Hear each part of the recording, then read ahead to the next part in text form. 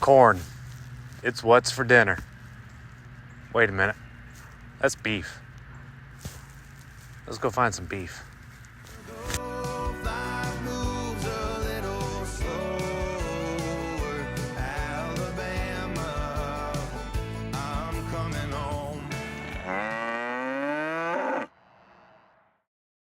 Okay, so I was able to find some beef and some mutton, and we're going to talk about corn for supplementing cows and sheep. And I can hear you naysayers now. Global warming, acidosis, nutrient issues, And all those other things. And to be honest, I haven't looked into any of it, with the exception of acidosis, for one reason and one reason only. Marbling, intermuscular fat. Beef that has been finished on grain, like this corn here, has far more intermuscular fat, so much more marbling, which just produces a far more tasty meat. And let's be honest, I'm in it for the flavor. So this is why I finish on grain. And yes, you're saying, no, I am not going to be eating my milk cow here, Daisy. But I am trying to get her a little bit better condition before the third trimester. So she's in with my feeder animals, along with my mama sheep right here, just so we can get a little bit of condition on them before we go into the calving and get these girls ready up for lambing. But for my grow outs, I finish on grain, in particular corn.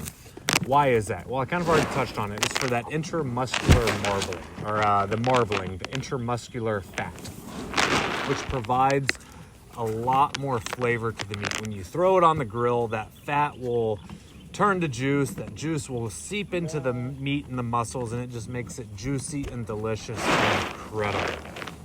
And it's all thanks to this corn. So now, of all those things that we talked about at the beginning, or you heard someone shouting out very angrily at the beginning, acidosis was the main one that I really looked into. And what exactly is that? So when you feed a high starchy diet like corn, it will acidify the rumen, which can cause bloating, and that bloating can cause a whole lot of other issues with the cows. But look around. I'm not on a feedlot. My animals have access to forage, and predominantly they do forage. They'll come up and they'll nibble on this here and again, and it'll slowly decrease, but ultimately their main food source is still the grass that I have growing, or you see growing all around me. And that forage intake significantly helps to reduce the chance of acidosis and the bloating, because the animals know what they want. If they want a salad, they're going to go get a salad. If they want a nice, delicious, starchy, incredible meal like corn, me is donuts, but for them it's corn, they're going to come and get some, and then they're going to go back to their salad. So I'm not too concerned with acidosis the way in which I feed corn. They are still allowed to free range, get as much grass as they want, and thank you for that bath. Now I smell like wet dog. And then come and get as much access to corn as they want. Now the next question we're going to kind of talk about is, I have whole corn. There are different types of corn. You can have flaked corn, cracked corn, and whole corn. Which one's better? Yes, they're all better, and they're all worse. It really depends.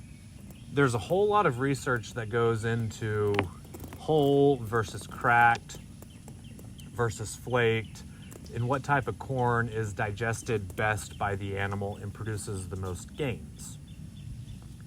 And when you're talking about specific gains, when you're feeding cracked corn or flaked corn, you do get about an 8%, so roughly a quarter of a pound per day per head, when you're feeding strictly grain, like a feedlot. And the reason for that is they can just consume a lot more feed than the whole kernel corn.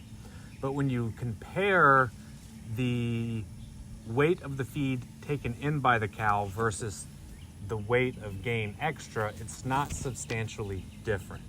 So what does that mean? That means so you're going to be growing those cattle out quicker over a shorter period of time, but you're essentially going to be feeding the same poundage of meat. So you can get those animals to auction and market a lot quicker, but you're also going to be feeding more. And the other fact is cracked and flaked and processed corn tends to be a little more expensive because you actually have to do an extra process to it to get it into the cows. So it's going to cost a little bit more per pound. So yes, whole corn's definitely the way to go. But JD, when my cow poops, I see whole kernels of corn in the poop. It just goes right through them. They're not actually digesting it. And yes, you will see whole kernels of corn in the cattle's poop. There was a study done, I can't remember the university, it was either Nebraska or Oklahoma. They actually paid a grad student to analyze and count how many kernels of corn was in some cow poop. Compare that to how much corn was actually intaken. And what they found out was, yes, you had about 1,500 kernels of corn, somewhere around there, in the cow feces. However, they took in about 19,000 kernels of corn a day. And this is kind of where the disadvantage of corn comes, or whole kernel corn comes into play, is how quickly it may or may not go through the rumen.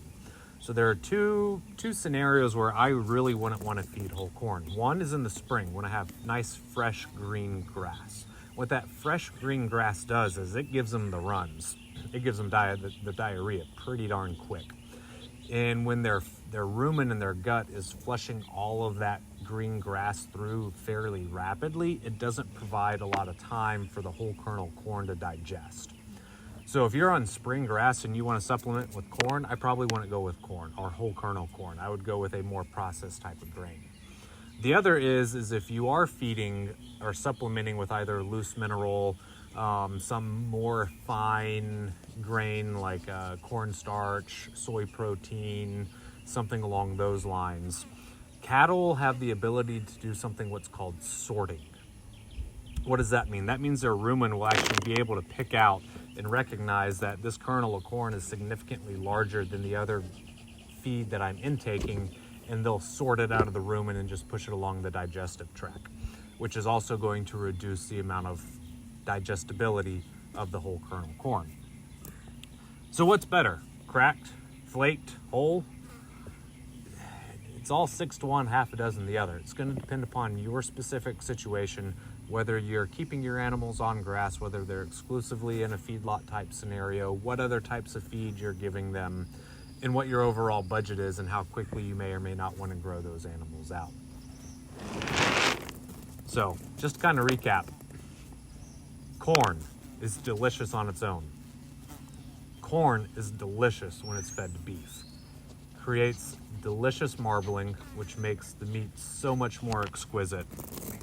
And when you do decide to feed corn, hopefully I've convinced you on that, just with the marbling and the deliciousness of the meat in general.